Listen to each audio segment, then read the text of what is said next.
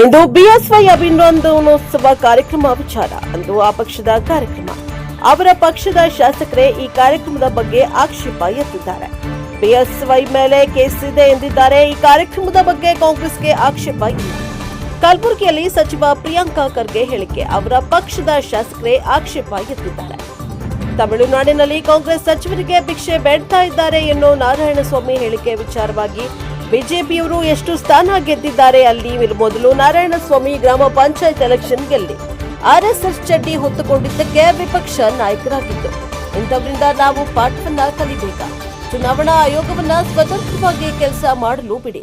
ಪ್ರಾದೇಶಿಕ ಪಕ್ಷಗಳಿಗಿಂತಲೂ ಹೀನಾಯವಾಗಿ ಸೋಲ್ತೀರಾ. ತಮಿಳುನಾಡು, ಆಂಧ್ರ, ಕೇರಳದಲ್ಲಿ ಬಿಜೆಪಿ ಪರಿಸ್ಥಿತಿ ಏನಾಗಿದೆ? ಇಸಿಐ, ಸಿಬಿಐ, ಇಡಿ ಪಾರದರ್ಶಕವಾಗಿ ಕೆಲಸ ಮಾಡಲಿ. ಬಿಜೆಪಿ ಏನಾಗುತ್ತೆ ಗೊತ್ತಾಗುತ್ತೆ. ಜೈಗೆ ಅಧಿಕಾರ ಸ್ವೀಕಾರ ಮಾಡೋಕೆ ರಾಜ್ಯಪಾಲರಿಂದ ಅವಕಾಶ ವಿಳಂಬ ವಿಚಾರವಾಗಿ ಕರ್ನಾಟಕದಲ್ಲಿ ಬಿಎಸ್ವೈಗೆ ಯಾಕೆ ನೀಡಿದ್ರು, ಅಲ್ಲಿ ಯಾಕೆ ರಾಜ್ಯಪಾಲರು ಅನುಮತಿ ನೀಡ್ತಿಲ್ಲ? ರಾಜ್ಯಪಾಲರ ಮನೆಯಲ್ಲಿ ಬಹುಮತ ಶೋ ಮಾಡಬೇಕಾ? ರಾಜ್ಯಪಾಲರ ಕಚೇರಿ ಆರ್ಎಸ್ಎಸ್ ಕಚೇರಿ ಆಗ್ತಾ ಇದೆ. ಕೇರಳದಲ್ಲಿ ಯಾವುದೇ ಗೊಂದಲವಿಲ್ಲ, ಹೈಕಮಾಂಡ್ ನಿರ್ಧಾರಕ್ಕೆ ಬದ್ಧ ಅಂತ ಎಲ್ಲರೂ ಹೇಳ್ತಾ ಇದ್ದಾರೆ. ಹಾಗಿದ್ದ ಮೇಲೆ ಅಲ್ಲಿ ಕಗ್ಗಂಟು ಎನ್ನೋ ಮಾತೇ ಬರೋಲ್ಲ. ಇನ್ನು ಕೇವಲ 3 ದಿನ ಆಗಿದೆ, ನಮ್ಮ ಹೈಕಮಾಂಡ್ ಸರಿಯಾದ ನಿರ್ಧಾರ ತೆಗೆದುಕೊಳ್ಳುತ್ತೆ ಎಂದು ಪ್ರಿಯಾಂಕ ಖರ್ಗೆ ಕಲಬುರಗಿಯಲ್ಲಿ ಹೇಳ್ತಾರೆ.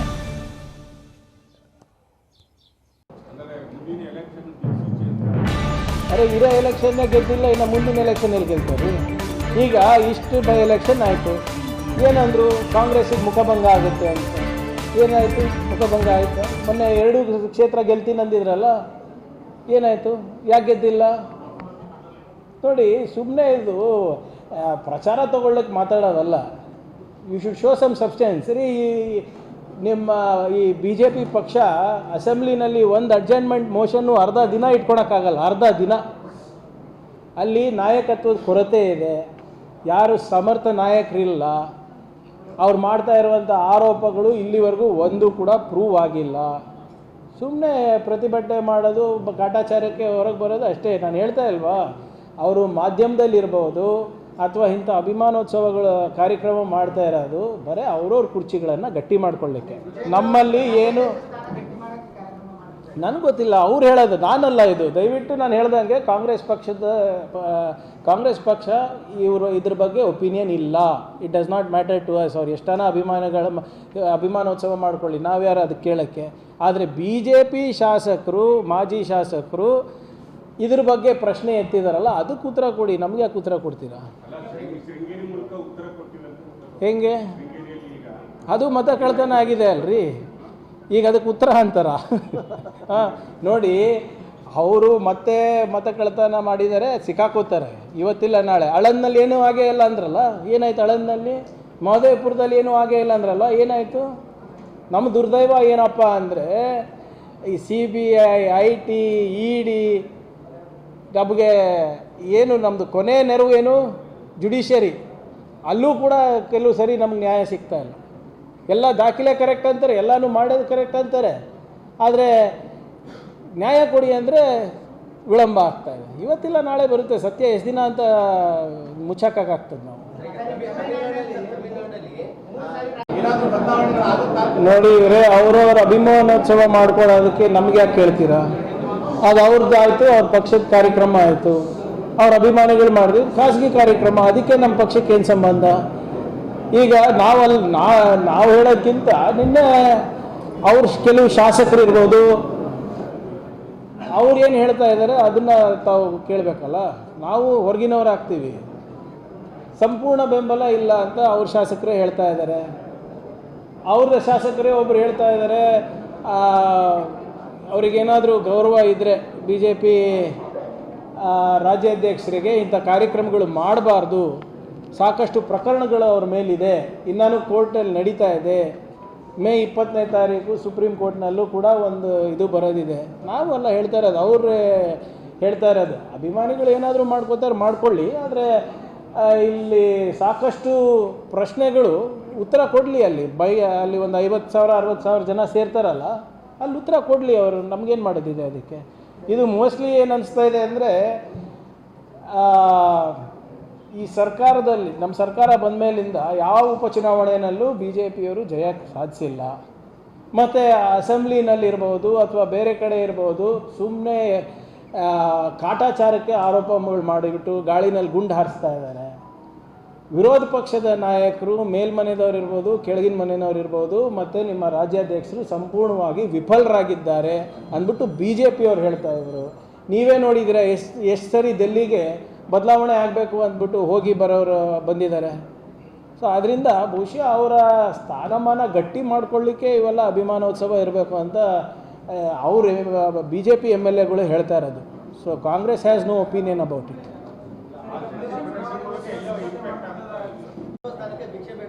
ಸಾರಿ,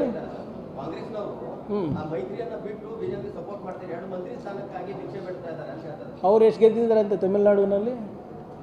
ಅವ್ರ ಯೋಗ್ಯತೆಗೆ ತಮಿಳ್ನಾಡಿನಲ್ಲಿ ಗೆದ್ದಿದ್ದು ಒಂದೇ. ಅವರ ಮಾಜಿ BJP ಅಧ್ಯಕ್ಷರಿಗೆ ಅಣ್ಣಾಮಲೈಗೆ ಟಿಕೆಟ್ ಕೂಡ ಕೊಟ್ಟಿಲ್ಲ. ಇವ್ರು ಮಾತಾಡ್ತಾರೆ. ಆಮೇಲೆ ಯಾರು ಮಾತಾಡ್ತಾ ಇರೋದು? ಇವ್ರು ಜನರಿಂದ ಆಯ್ಕೆ ಬಂದಿದ್ದ.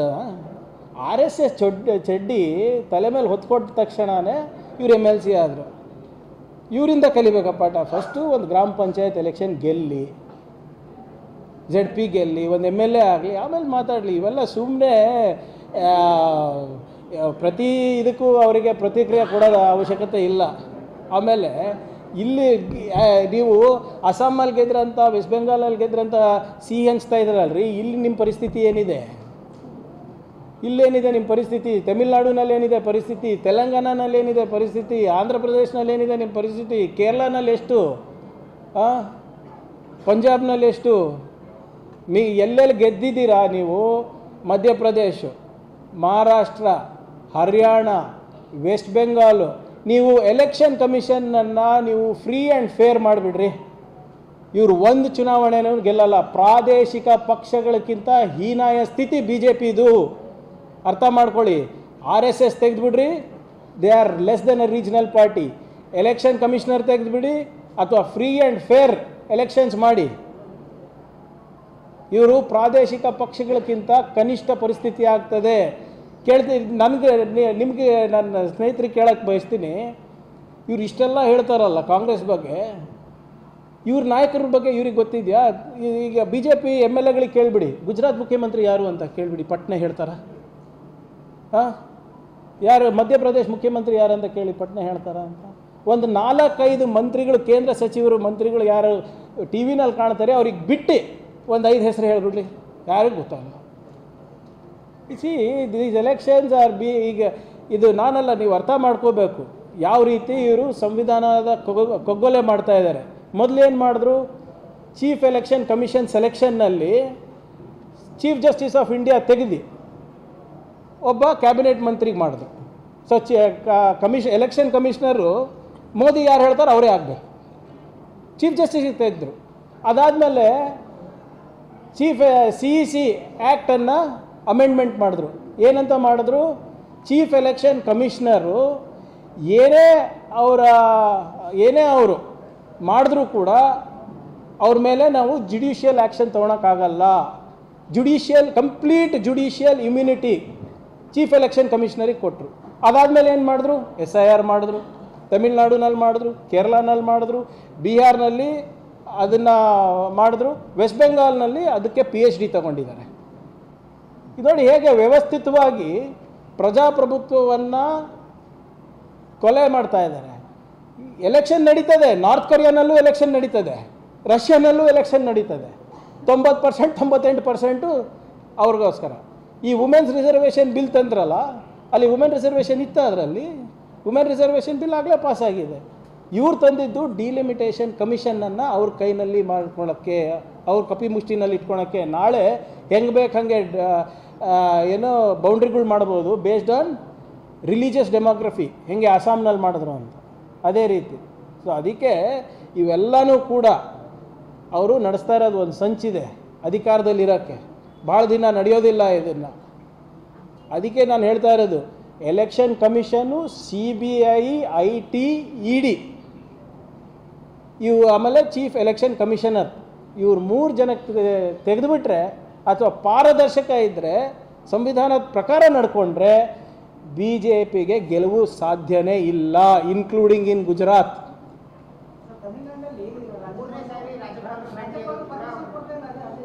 ರಾಜ್ಯಪಾಲರ ಕಚೇರಿ ಈಗ BJP ಹೆಡ್ ಆಫೀಸ್ ಆಗಿದೆ, RSS ಹೆಡ್ ಆಫೀಸ್ ಆಗಿದೆ. ಇದು ಬರೀ ತಮಿಳುನಾಡಿನಲ್ಲ, ಎಲ್ಲೆಲ್ಲಿ ಅವರ ಸರ್ಕಾರಗಳಿಲ್ಲ ಗವರ್ನರ್ಗಳು ಕೇಂದ್ರ ಸರ್ಕಾರದ ಕೈಗೊಂಬೆ ಆಗಿವೆ. ಈಗ ಇದೇ ನಮ್ಮ ಕರ್ನಾಟಕದಲ್ಲಿ ಯಡಿಯೂರಪ್ಪ ಅವ್ರಿಗೆ ಬಿಟ್ಟಿಲ್ಲೇನ್ರಿ ಪ್ರಮಾಣ ವಚನ ಮಾಡೋಕ್ಕೆ? And it is not the governors ನಾವೇನು ಫ್ಲೋ ಟೆಸ್ಟು ನಾವು ಗವರ್ನರ್ ಮನೇಲಿ ಕೊಡಬೇಕಾ, ಏನು ನಾವು ಅಸೆಂಬ್ಲಿನಲ್ಲಿ ಕೊಡಬೇಕಾ? 5 ಗಂಟೆ ಬೆಳಗಿನ ಜಾವನಲ್ಲಿ ಫಡ್ನವೀಸ್ ಅವರಿಗೆ ನೀವು ಅಧಿಕಾರ ಸ್ವೀಕಾರ ಮಾಡ್ತೀವಿ, ಅದ್ಯಾವ ಕಾನೂನಲ್ಲಿತ್ತು? ತಮಿಳುನಾಡಿನಲ್ಲಿ ಹಿಂದಿನ ರಾಜ್ಯಪಾಲರ ವರ್ತನೆ ಗೊತ್ತಲ್ಲ ಎಲ್ಲರಿಗೂ. ಗವರ್ನರ್ ಸ್ಪೀಚಿಂದ ಅವರೇ ಹೋಗೋದು ಓಡೋಗಿ 3 ಸರಿ 4 ಸರಿ. ಕೇರಳನಲ್ಲಿ ಏನು ಮಾಡಿದ್ರು ಗೊತ್ತಲ್ಲ ನಿಮಗೆ? ಅಸ್ಸಾಂನಲ್ಲಿ ಏನು ಮಾಡಿದ್ರು, ಬೆಂಗಾಲ್ನಲ್ಲಿ ಏನು ಮಾಡಿದ್ರು, ಕರ್ನಾಟಕದಲ್ಲಿ ಏನು ಮಾಡಿದ್ರು? ಯಾವ ಕಾಯ್ದೆಗಳ ವಿಧೇಯಕವನ್ನು ನಾವು ಸಂವಿಧಾನಿಕವಾಗಿ ನಾವು ಅನುಮೋದನೆಯನ್ನು ನೀಡ್ತೀವಿ ಮೇಲ್ಮನೆ ಕೆಳಗಡೆ ಮನೆಯಲ್ಲಿ, ಅದನ್ನು ತಿರಸ್ಕಾರ ಮಾಡ್ತಾರೆ, ಅದನ್ನು ರಾಷ್ಟ್ರಪತಿ ಕಳಿಸ್ತಾರೆ. ಇವೆಲ್ಲನೂ ಯಾರ ಡೈರೆಕ್ಷನ್ ಮೇಲೆ ಆಗ್ತಾ ಇರೋದು? BJP RSS ಇವ್ರ ಕೈಗೊಂಬೆಗಳಾಗಿದ್ದಾರೆ. That is not governors responsibility. ಆಯ್ತು ರೀ, ಇಲ್ಲಿ ಆಪರೇಷನ್ ಕಮಲ ಆದಾಗ ರಾಜ್ಯಪಾಲರು ಏನು ಮಾಡ್ತಾಯಿದ್ರು ಅವಾಗೆಲ್ಲ? ಹರಿಯಾಣನಲ್ಲಿ ಆದಾಗ ಏನು ಮಾಡಿದ್ರು, ಮಹಾರಾಷ್ಟ್ರದಲ್ಲಿ ಹೋದಾಗ ಏನು ಮಾಡಿದ್ರು, ಮಧ್ಯಪ್ರದೇಶದಲ್ಲಿ ಮಾಡಿದಾಗ ಏನು ಮಾಡಿದ್ರು, ಪಂಜಾಬ್ನಲ್ಲಿ ಮಾಡಿದಾಗ ಏನು ಮಾಡಿದ್ರು? ಇರಲಾರ್ದ ಕಾನೂನು ಸಂವಿಧಾನ ತಮಿಳ್ನಾಡಿಗೆ ಸಪ್ರೇಟ್ ಇದೆಯಾ? ಇಲ್ಲ ತಾನೆ. Single largest party has come, as we are claiming to form the government. ಈಗ ಅಲ್ಲಿ ಪ್ರೂವ್ ಮಾಡಲಿ. ಮೆಜಾರಿಟಿ ಇಲ್ಲಾಂದರೆ ಸರ್ಕಾರ ಆಟೋಮೆಟಿಕ್ ಬೀಳ್ತದಲ್ಲ. ಏನು ಗವರ್ನರ್ ಅಡುಗೆ ಮನೇಲಿ ಬಂದು ಕೊಡಬೇಕಾ 100 ಜನ ಸಿಗ್ನೇಚರು, ಅಥವಾ ಹೋಗಲ್ಲಿ ಪರೇಡ್ ಮಾಡಬೇಕಾ? No, he is the constitutional head sir, is not above the constitution. Constitution ಏನೇನುತ್ತೆ? majority should be proved on the floor of the house, not in governor's house. ಅದೇ ಇವಾಗೆಲ್ಲ ಕೊಟ್ಟಿದ್ರಾ? ಯಡಿಯೂರಪ್ಪ ಅವ್ರು ಕೊಟ್ಟಿದ್ರಾ? ಫಡ್ನವೀಸ್ ಕೊಟ್ಟಿದ್ರಾ? ಹೀಗೆ ತಾನೇ ಹೋಗಿ ನಾನು ನಮ್ಮ ಪಾರ್ಟಿ ನಮ್ಗೆ ಬೆಂಬಲ ಸಿಕ್ಕಿದೆ, ನಮಗೆ ಇದು ಕೊಡಿ ಅಂತ, ನಮಗೆ ಪ್ರಮಾಣ ವಚನ ಕೊಡಿ ಅಂತ ಕೊಟ್ಟಿಲ್ವಾ ಅವಾಗ? ಇಲ್ಲೇ ಕರ್ನಾಟಕದಲ್ಲಿ ಆಗಿಲ್ವಾ ಸರ್ ಇದು? ಬೇರೆದು ಬಿಟ್ಬಿಡಿ.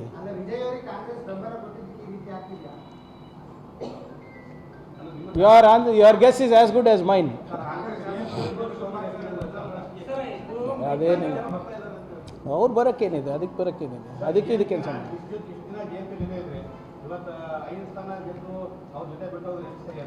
ನೋಡಿ, ಏನೇ ಯಾವುದೇ ನಿರ್ಧಾರಗಳಿದ್ರೂ ಕೂಡ ಸ್ಥಳೀಯ ನಾಯಕರು ಮುಖಂಡರಿಗೆ ಕೇಳೇ ನಾವು ಮಾಡಿರೋದು. ಆಮೇಲೆ ಕೆಲವು ಏನು ತತ್ವಗಳನ್ನು ಸಿದ್ಧಾಂತಗಳನ್ನು ಸಮಾಜದಲ್ಲಿ ಬೆರೆಸಬಾರ್ದು ಅಂದ್ಬಿಟ್ಟು ನಾವು ಕಾಂಪ್ರಮೈಸ್ ಆಗಬೇಕಾಗ್ತದೆ ಒಂದೊಂದು ಸರಿ. ಅವ್ರು DMK ಹೇಳಿದೆ, ನಾವೇನು ಚೂರಿ ಹಾಕಿಲ್ಲ ಸರ್, ಎಲ್ಲರ ಜೊತೆ ಕನ್ಸಲ್ಟೇ ಮಾಡಿದ್ದೀವಿ. ನಮ್ಮ ವರಿಷ್ಠರು ಅವ್ರ ವರಿಷ್ಠರಿಗೆ ಮಾಡಿದ್ದಾರೆ. ಹೌದು, ನೀವು ಹೇಳೋದು ಕರೆಕ್ಟು. ಅವ್ರ ಕಷ್ಟ ಕಾಲದಲ್ಲಿ ನಾವಿದ್ವಿ, ನಮ್ಮ ಕಷ್ಟ ಕಾಲದಲ್ಲಿ ಅವರಿದ್ದಾರೆ. ಆದರೆ ಇವಾಗ ಬದಲಾದಂಥ ಪರಿಸ್ಥಿತಿನಲ್ಲಿ ಈಗ ನಾಳೆ ಈ ನಮ್ಮ ಬೆಂಬಲದಿಂದ ಅವ್ರಿಗೆ ಆಗ್ತಾಯಿದೆ ಅಂದರೆ ಅದನ್ನು ಮಾಡಲೇಬೇಕಾಗ್ತದೆ. ನಮಗೇನು ಇಂಪಾರ್ಟೆಂಟು? ಸಂವಿಧಾನ ಇಂಪಾರ್ಟೆಂಟ್. ನಮಗೇನು ಇಂಪಾರ್ಟೆಂಟು? ಜಾತ್ಯತೀತ ತತ್ವ ಇಂಪಾರ್ಟೆಂಟು. ಸಮಬಾಳು ಸಮಪಾಲು ಇಂಪಾರ್ಟೆಂಟು. ಅದು ಕೆಲವು ತತ್ವ ಸಿದ್ಧಾಂತದಲ್ಲಿ ಇಲ್ಲ. ಸಾರಿ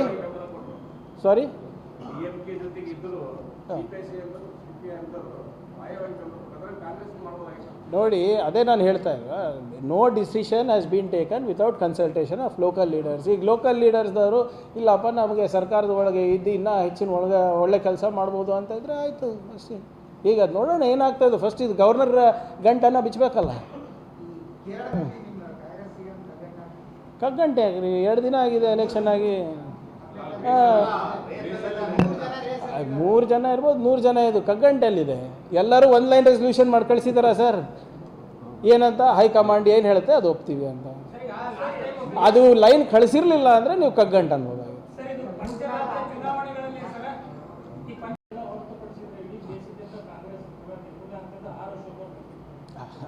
ಅವ್ರದ್ದು ಭವಿಷ್ಯ ಏನದ ಹೇಳಕ್ಕೆ ಹೇಳಿ ಫಸ್ಟು.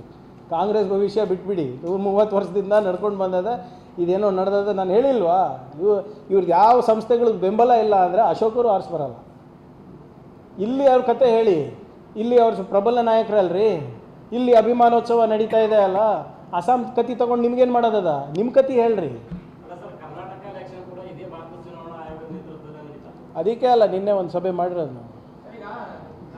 ಯಾಕದೆ ನಾವು ನಮ್ಮ ತಂತ್ರಗಳು ನೀವು ಮೀಡಿಯಾನಲ್ಲೇ ಡಿಸ್ಕಸ್ ಮಾಡಬೇಕಂದ್ರೆ ಹೆಂಗ್ರಿ ಸರ್? ಸರ್ ಕೇಳಿಸ್ತಾ ಇದೆ. ಹಾಂ,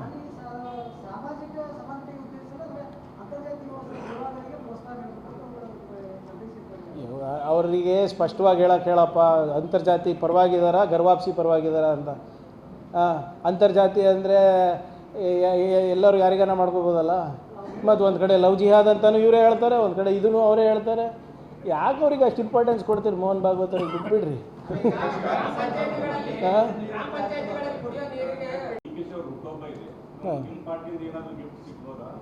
ಏನು ಗಿಫ್ಟ್ ನೋಡಿ, ಯಾವ ಗಿಫ್ಟ್ ಅಂದರೆ ನಾವು ಅದಕ್ಕೆ ನಮ್ಮ ಯೋಗ್ಯತೆ ಇದ್ದರೆ ಅದ್ರ ತಕ್ಕಂಗೆ ಕೊಡ್ತೀವಿ. ಪ್ರಮೋಷನ್ ನನ್ನ ಪೇ ಸ್ಕೇಲ್ನಲ್ಲಿ ಇಲ್ಲ ಅಲ್ಲ ಇವರೇ. ಪ್ರಮೋಷನ್ ಕೊಡಿಸೋದು ನನ್ನ ವ್ಯಾಪ್ತಿಗೆ ಮೀರುವಂಥದ್ದು, ಇವ್ರ ವ್ಯಾಪ್ತಿಗೂ ಮೀರಿದಂಥದ್ದು, ಇವ್ರ ವ್ಯಾಪ್ತಿಗೂ ಮೀರಿದಂಥದ್ದು. ನಮ್ಮ ಲೆವೆಲಲ್ಲಿ ಯಾವ ಗಿಫ್ಟ್ ಕೊಡಿಸ್ಬೋದು ನೀವು ಹೇಳಿದ್ರೆ ನಾವು ಕೊಡಿಸ್ತೀವಿ. ನೋಡಿ, ಪುನರ್ರಚನೆ reshuffle, cabinet reshuffle is the prerogative of high command and the chief minister. ಆಮೇಲೆ 2 ವರ್ಷ ಇರ್ಬೋದು, 3 ವರ್ಷದಲ್ಲಿ ಇರ್ಬೋದು, ಯಾವಾಗಲೂ ಸಾಮಾನ್ಯ ಪ್ರಕ್ರಿಯೆ. ಯಾವುದೇ ಸರ್ಕಾರ ಬಂದ್ರೂ ಕೂಡ ಅದನ್ನು ನಡೆಯುವಂಥದ್ದು. ಅದಾಗಲೇ ಭಾಳ ಸ್ಪಷ್ಟವಾಗಿ ಖರ್ಗೆ ಸಾಹೇಬ್ರು ಇರ್ಬೋದು, ಚೀಫ್ ಮಿನಿಸ್ಟರ್ ಅವರು ಇಬ್ಬರೂ ಹೇಳಿದ್ದಾರೆ. ಸಮಯ ಬಂದಾಗ ನಾವು ಮಾಡ್ತೀವಿ, ರೀಶಫಲನ್ನು ಮಾಡ್ತೀವಿ, ಅಥವಾ ಬೇರೆ ಏನಾದರೂ ನಿರ್ಧಾರ ತೊಗೋಬೇಕಾದ್ರೂ ಮಾಡ್ತೀವಿ. ಸೊ ನಾನು ಇರ್ಬೋದು, ಅಲ್ಲಂ ಪ್ರಭು ಇರ್ಬೋದು, ಜಗದೇವ್ ಅವರು ಇರ್ಬೋದು, ನಾವು ತಿಪ್ಪಣ್ಣಪ್ಪ ಅವರು ಇರ್ಬೋದು, ಯಾರು ಮಾತಾಡಿದ್ರು ಅದು ಅಪ್ರಸ್ತುತ. ಈಗಾಗಲೇ ಸಾಹೇಬರು ಮಾತಾಡಿದ್ದಾರೆ, PCC ಅಧ್ಯಕ್ಷರು ಮಾತನಾಡಿದ್ದಾರೆ, CM ಅವರು ಮಾತನಾಡಿದ್ದಾರೆ. So what ever